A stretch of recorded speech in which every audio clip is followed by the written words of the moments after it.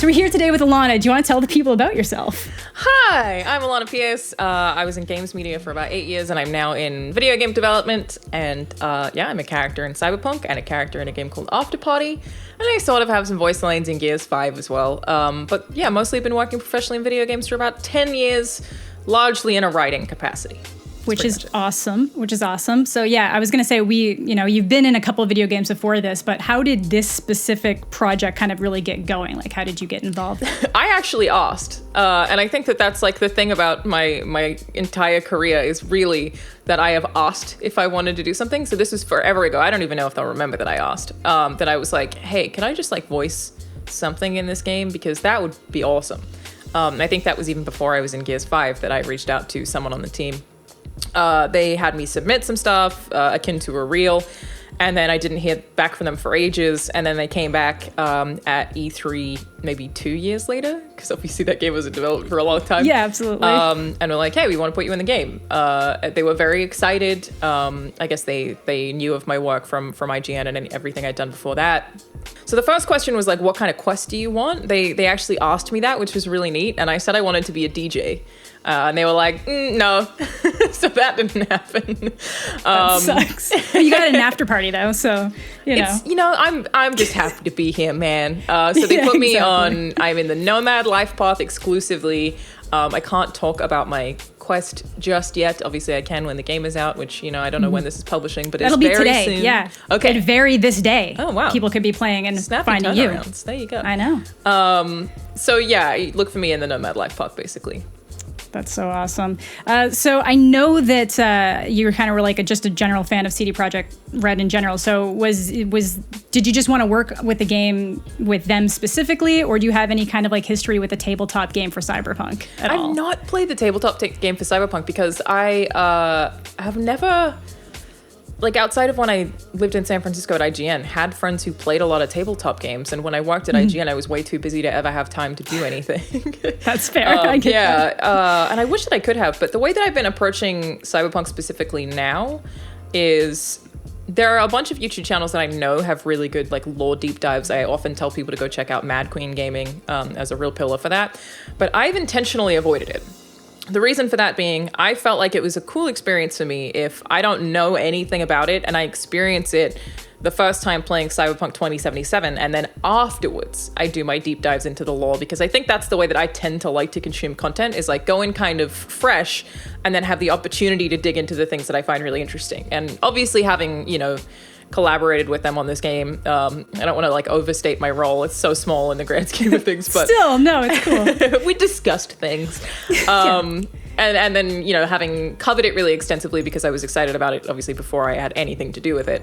Yeah. There are definitely like tidbits of lore that I've picked up, but for the most part, I've just been like, I want to just not have any idea and then engorge myself in it this month, basically, is the plan. So, no, I have intentionally been blind to it, or rather fresh to it, but I would love to play the tabletop game. Like, definitely I can see that being a thing that more people will be open to going forward. Yeah, I kind of really agree with that. I think I used to always try to read like books or whatever if I wasn't familiar with it, if I knew a movie was coming out. But then I was just like, I'm just going to watch the movie and enjoy it for what it is. And then if I like it, I can always just go back and like really immerse myself with those further details. And I appreciate both more. And I feel like this is definitely one of those things that you're just going to get that next level of immersion from it. If you go book first, you're always like, this movie sucks. This sucks. It's not the same. Like every once in a while, you'll get something where you're like, oh, they actually did a good job with that. But I always find I've enjoyed it more going the other way around. I was going to say I'm a huge fan of the Aragon series of books, The Inheritance Cycle, and that movie is so bad. But I don't know if that would have saved it if I had not read the books. I think it's just bad. I don't think so. It was pretty. I remember I was really excited to watch it. I was sick one day and I made my mom go to Blockbuster to rent it, and it was just not a good time at all. But yeah, that's unfortunate. So is that kind of what you're most excited for when you dive into this game? Like just really immersing yourself in the story, or is there something you're specifically looking forward to other than finding yourself, obviously? I just love an RPG, if I'm being honest. And I think that's the thing about Cyberpunk that a lot of people have been confused about. This is not GTA. It's an RPG. There are so many systems and menus and dialogue trees. And I have been playing it avoiding conflict as much as possible. in a thing that you could do in the early Witcher games, it's the reason that I think The Witcher 2 is massively underrated, is that you can kind of talk your way out of boss fights. You can completely change the outcome by what you say or where you visit first or who you talk to before you actually get to the kind of climax moment of a particular segment. And that's the thing that I think is very fun to put into Cyberpunk, and it is still there because that world is so violent. Not that The Witcher's world isn't violent, but, I just really love that element of gaming, of being able to play a quest line completely different to everyone else. And I did do it with the Maelstrom Hive, which a lot of people will have seen gameplay of. It's the guys who have the like tons of lights on their faces, big red lights. Okay. That we've seen gameplay of, and people previewed it, and I managed to get through that entire section of the game without actually fighting anyone by making the two factions who you would have conflict with fight each other instead. That's so cool. Yeah, that'd be my kind of playthrough. Love it. I feel it was like difficult. you go. Yeah. I mean, it's like the combat's still fun and the weapons are cool. I had like this sniper rifle that could shoot through walls. Like, it's not like that's not there, but I find it more challenging to really get into the RPG systems, to make it so that I can hack around things if I need to make sure I talk to every person, exhaust every dialogue tree, and like very much try to sort of manipulate this world through RPG mechanics. So that's 100% my jam. It's why I love The Witcher, and why I've loved like Obsidian's RPGs, and one of the coolest things about Cyberpunk, other than just Night City in general just being awesome. Yeah, I was gonna say, since you mentioned The Witcher 2, I was just gonna ask, like, how does it feel going from the days of having to like trade in games to just be able to get something like The Witcher 2 to now being part of a game by the same studio? Like, how does that kind of feel? Is it like surreal, or? Yeah, it's surreal all the time. You know, I've played games since I was like 4 years old, and when I turned 21. I bought myself this Darunia statue because I started working in the industry, I think when I was 17, but I was volunteering. So, you know, I wasn't actually paid until I was probably 19. I always forget what thing happened. We've been there. Yeah. And then when I started making money from freelancing, because I started out as a writer, I bought myself this Darunia statue from First Four Figures, because my logic was I credit The Legend of Zelda Ocarina of Time in large part for me ending up on the path that I ended up on, which I'm sure is the case for a lot of people who are my age. That game shaped so many people and so many developers. And I look at that with so much pride, of like this thing that I was like, the only reason I could even afford this was because I played this game and got to this point where I was making money from talking about other video games, and it went full circle. I have moments like that all the time.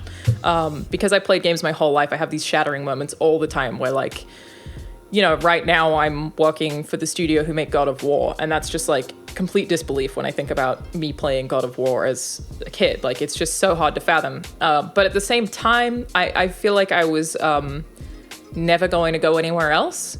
The two things that I've loved my whole life have been writing and video games. So in my head, I'm always like, where else would I end up, though? Like, it kind of makes perfect sense that I ended up where I did, and I'm doing the things that I'm doing because it's all I ever wanted to do.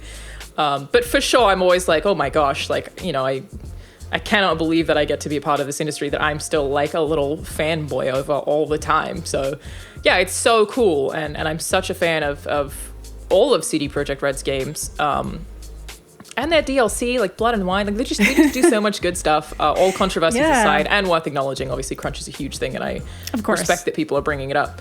But yeah, no, definitely surreal, and I hope that I never stop feeling that way. I hope I never get to a point where I'm like, of course I'm in Cyberpunk. How dare you? Like, then I'm an asshole.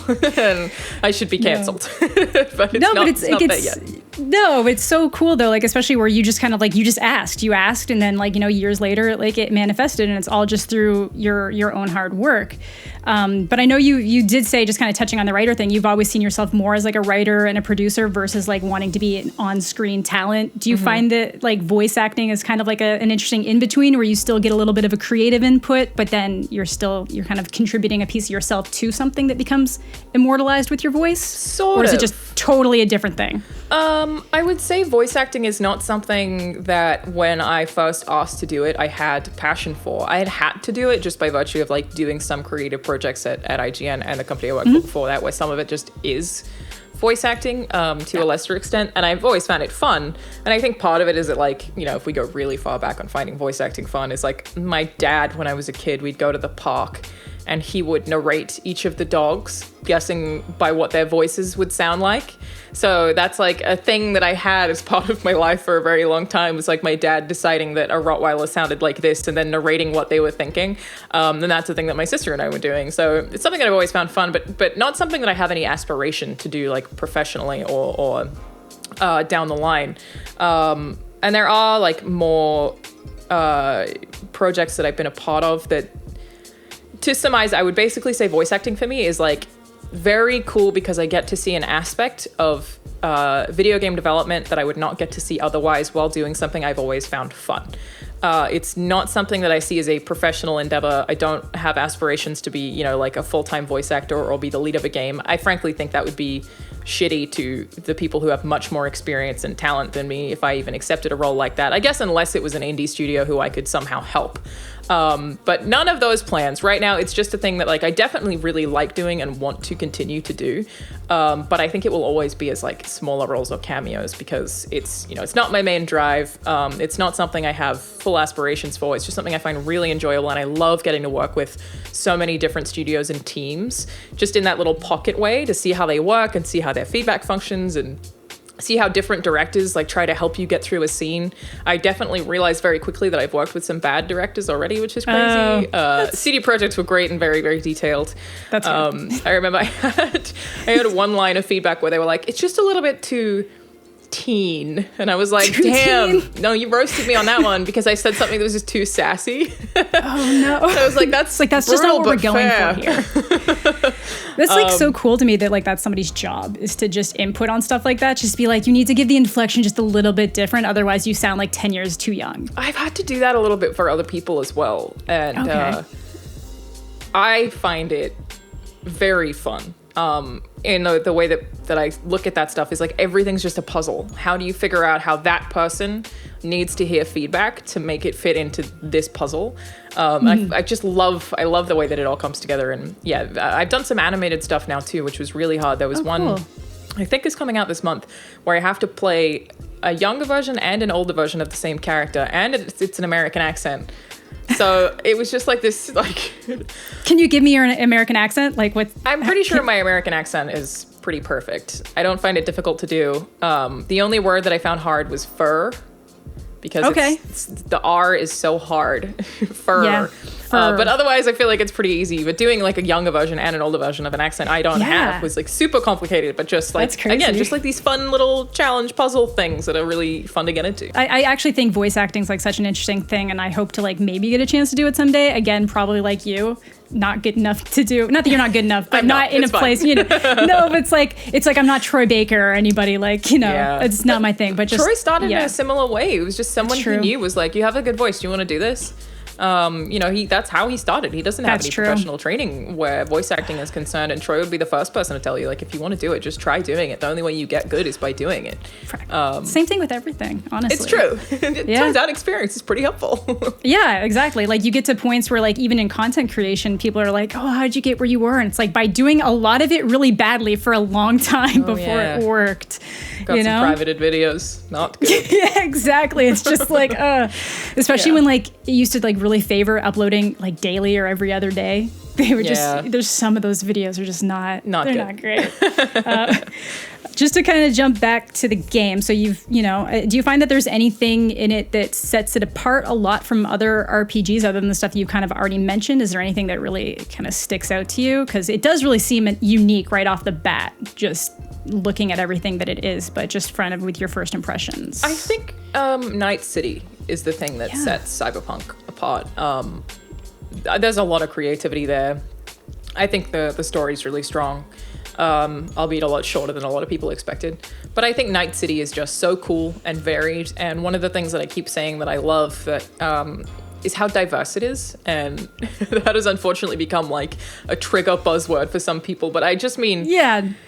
People dress so differently. There's a dude with green hair and a skirt on the same street as there's like a kid in almost like a military like garb. Like it's just the styles are so well thought out and specific, and seeing them all together in the city is just so much color.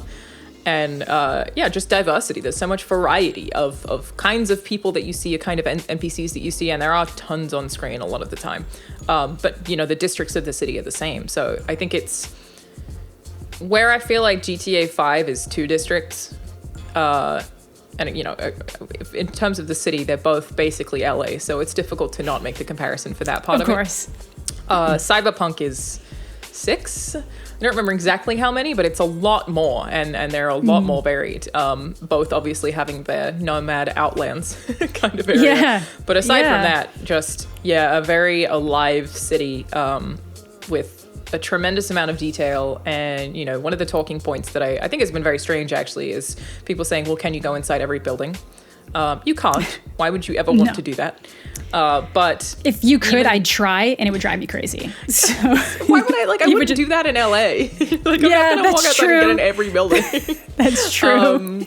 But even the buildings that you can't get in aren't just blank slate, boring building. You can often see inside the windows and see what they are.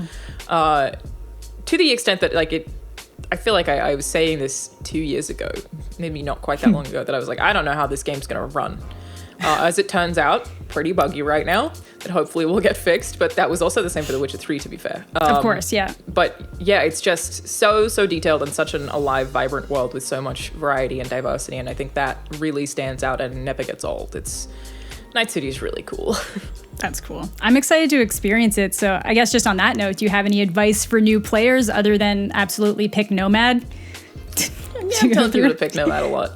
Yeah, of course. Any advice? I think my biggest thing is probably, and I know this is going to be really obvious to a lot of people, but it's just based on some of the internet rhetoric that I've been seeing about it, is actually really read everything that you're doing.